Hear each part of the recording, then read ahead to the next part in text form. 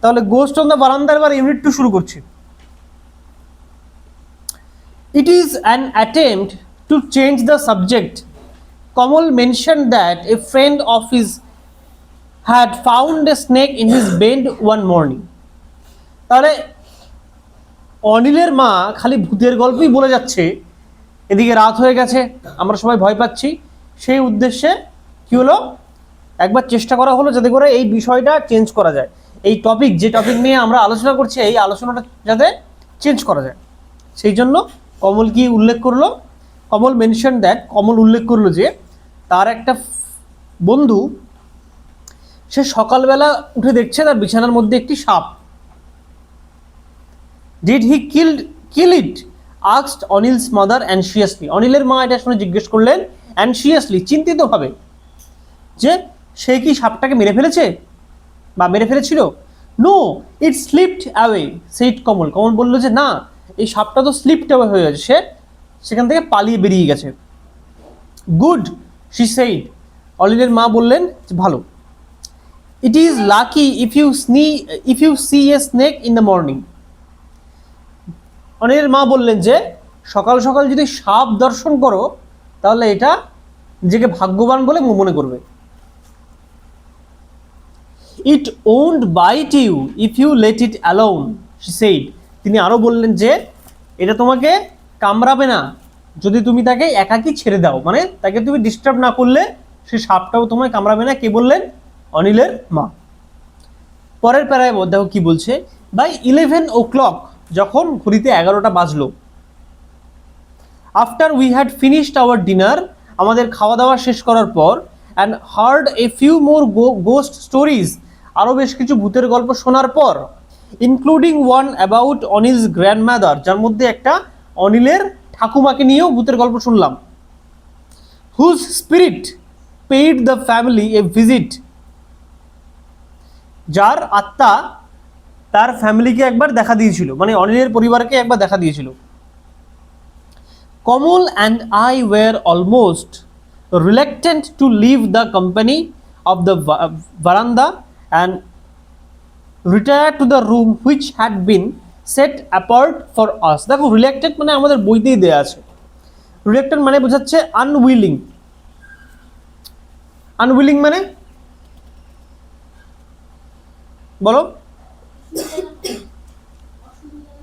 না, willing মানে কি?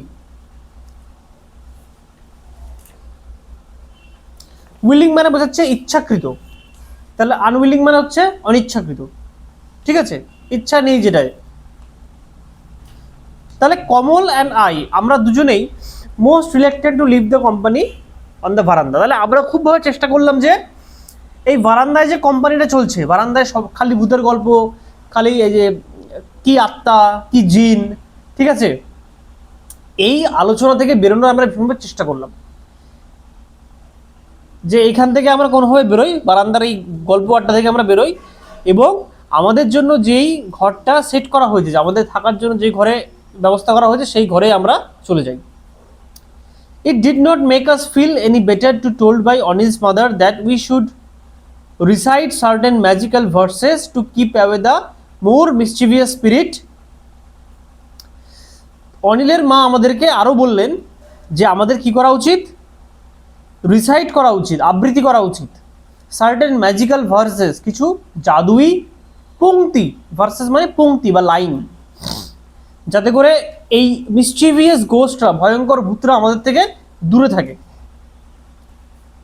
এবং এই সমস্ত কবিতা বলে আমাদের কোনো বেটার ফিলিং হলো না, আমাদের মধ্যে যে ভয় ভয় ব্যাপারটা কাজ করছিল সেটা কাজ করতেই লাগলো। তাও আমরা একটা চেষ্টা করলাম সেই কবিতা বলার। দেখো কি বলছে, ভূত প্রেত পিশাচ দানা ছু মন্তর সব নিকল জানা, হুইচ রাফলি translated means ghost spirits goblins spirits away you fly don't come two night.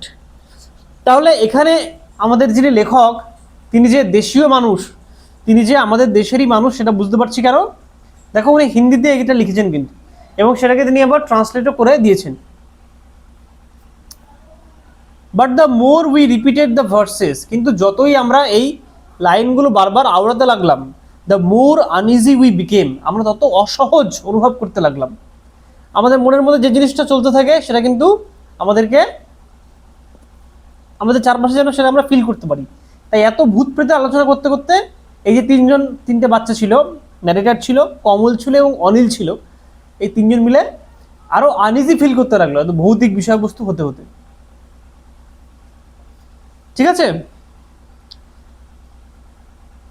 And when I got into bed, এবং যখন আমি বিছানায় শুলাম, after carefully examine it for snakes, বিছানায় শোয়ার আগে আমরা খুব ভালোভাবে দেখে নিলাম যে বিছানায় কোনো সাপটা আছে কিনা। এটা কেন দেখলেন বলো তো? কারণ আগে সাপ নিয়েও আলোচনা করেছে, তা যা নিয়ে আলোচনা করেছে সেটাই মাথার মধ্যে ঘুরছে।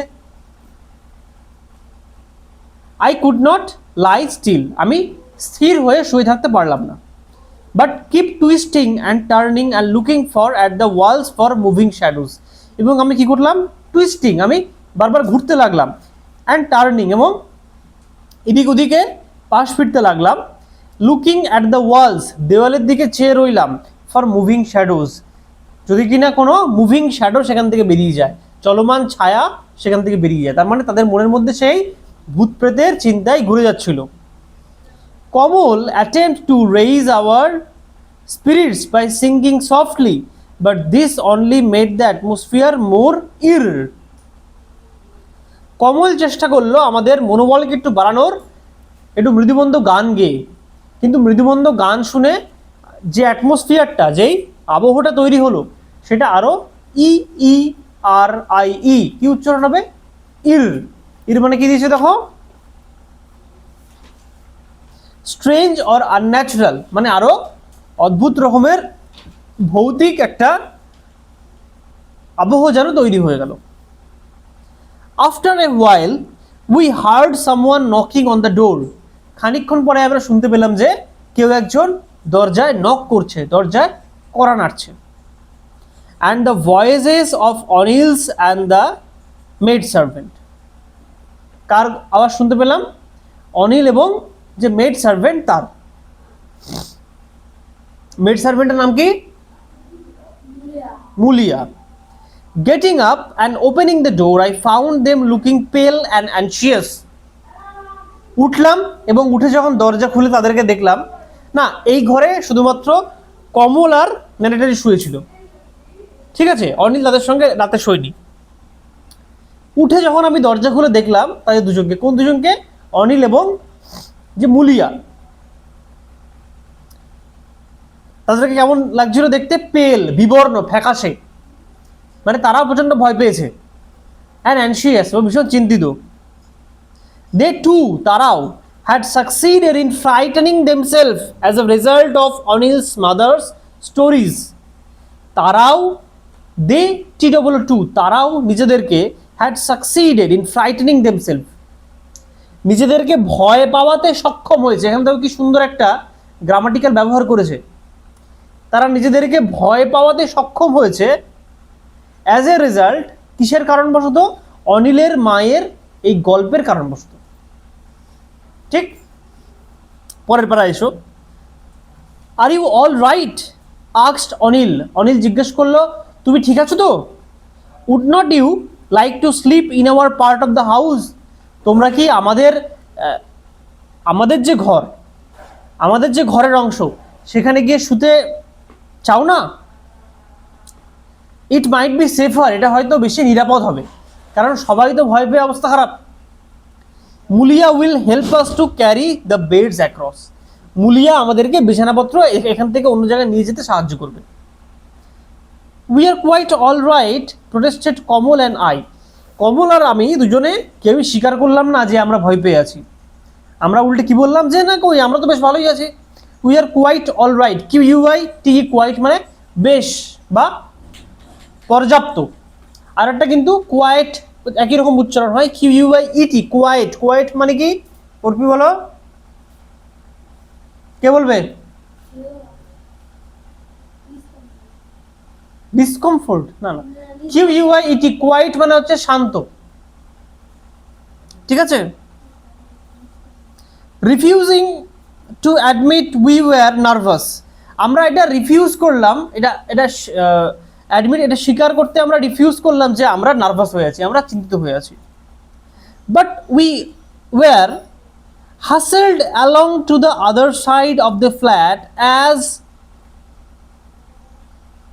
as though a band of ghosts was conspiring against us. কিন্তু কি হচ্ছে, we were hustled along to the other side, আমরা as we hustled along to the other side, আমরা কিন্তু ঘরের অন্য দিকটাতে হাসেল করছিলাম, মানে চিন্তা ভাবনায় মগ্ন ছিলাম, of the flat as though a band of ghosts of conspiring against us, যেন একদল ভূত আমাদের বিরুদ্ধে কনস্পায়ার করছে, আমাদের বিরুদ্ধে ষড়যন্ত্র করছে। Anil's mother had been absent during all this activity, but suddenly we heard her screaming from the direction of the room we had just left. তার মানে অনিলের মা কিন্তু এই সমস্ত বিষয়বস্তু থেকে এতক্ষণ অ্যাবসেন্ট ছিল, এই সবকিছুর মধ্যে অনিলের মা ছিল না, মানে ওই যে মুলিয়া এবং অনিল এলো, আমরা এত কথাবার্তা বললাম, এই কোনো কিছুর মধ্যে অনিলের মা কিন্তু আসেননি। হঠাৎ করেই আমরা শুনতে পেলাম একটা চিৎকার, from the direction of the room we had just left.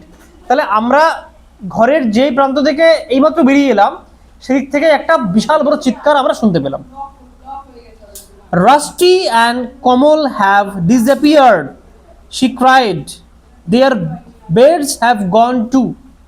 Rusty মানে হচ্ছে যিনি লেখক, তাকে এবার তার নামটা এতক্ষণ রিভিল, রাস্টি মানে রাস্কিং বন্ড, তার শর্ট ফর্ম রাস্টি, ঠিক আছে।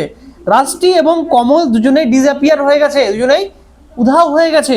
তিনি চিৎকার করে বললেন, দেয়ার বেডস হ্যাভ গন টু, তাদের বিছানাও উধাও হয়ে গেছে। অ্যান্ড দেন, ঠিক তারপরেই, when she came out on the veranda and saw us dashing about in our pajamas and gave another scream and collapsed on a cot.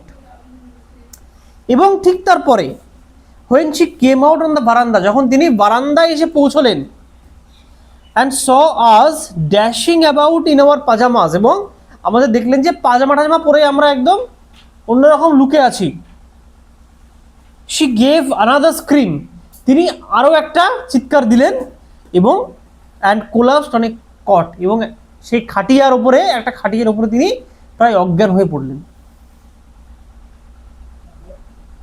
after that, তারপর, we did not allow Anil's mother to tell us ghost stories at night, তারপরে আমরা আর অনিলের মাকে এই allow করি না, এটাকে মানে রাজি হই না যে তিনি আমাদের রাত্রিবেলায় কোনো ভূতের গল্প বলবেন। তার মানে এই প্যারাতে কি হলো বলতো, অনিলের মা তাদের ঘরে গেছিল, মানে লেখক এবং কমল যে ঘরে ছিল সেই ঘরে হয়তো গেছিল তাদের খোঁজ খবর নিতে যে তারা ঠিকঠাক আছে কিনা। গিয়ে দেখছে যে তারাও নেই এবং তাদের বিছানাপত্রও নেই। তিনি ভেবেছেন বুঝি কোনো ভৌতিক কাণ্ড ঘটেছে, কারণ তার মাঝে তো ভৌতিক ঘটনা ঘুরতে থাকে। এবং এটা দেখে তিনি বেরিয়ে বারান্দার দিকে আসছেন, বারান্দার দিকে এসে দেখছেন যে পাজামা টাজামা পরে তারা দাঁড়িয়ে আছে, সাদা সাদা সাদা সাদা পাজামা পরে এই রাস্কিং বন্ড এবং কমল দাঁড়িয়ে আছে। সেটা থেকে ভেবেছে যে এদের সঙ্গে কোনো ভৌতিক ঘটনা ঘটেছে বা এরা ভূত, এটা তিনি ভেবেছেন। ভেবে তিনি চিৎকার চেঁচামেচি করে এটা খাটিয়ার উপর প্রায় অজ্ঞান হয়ে পড়ে গেছে। এই ঘটনার পরে, এত ভৌতিক ঘটনার পরে আমরা আর অনিলের মাকে কখনো বলি না যে রাত্রিবেলায় আর আমরা ভৌতিক গল্প বলবো না, আমরা না করে দিই। ঠিক আছে, তাহলে এই গেল আমাদের গোষ্ঠ বারান্দার গল্প। এখানে অনেক ভূতের গল্প পেলাম এবং বেসিক্যালি কিন্তু ভৌতিক কিছু সরাসরি হয়নি, যেটা হয়েছে সেটা মনে মনে তারা তাদের কল্পনায় তারা ভয় পেয়েছে। এবং অনিলের মাই কিন্তু এই ভূতের গল্পগুলো বলে বলে সবার মনের মধ্যে এই সন্দেহটা, এই ভয়টা ঢুকিয়েছে। ঠিক আছে, তাহলে এই গেল আমাদের গল্প আজকে।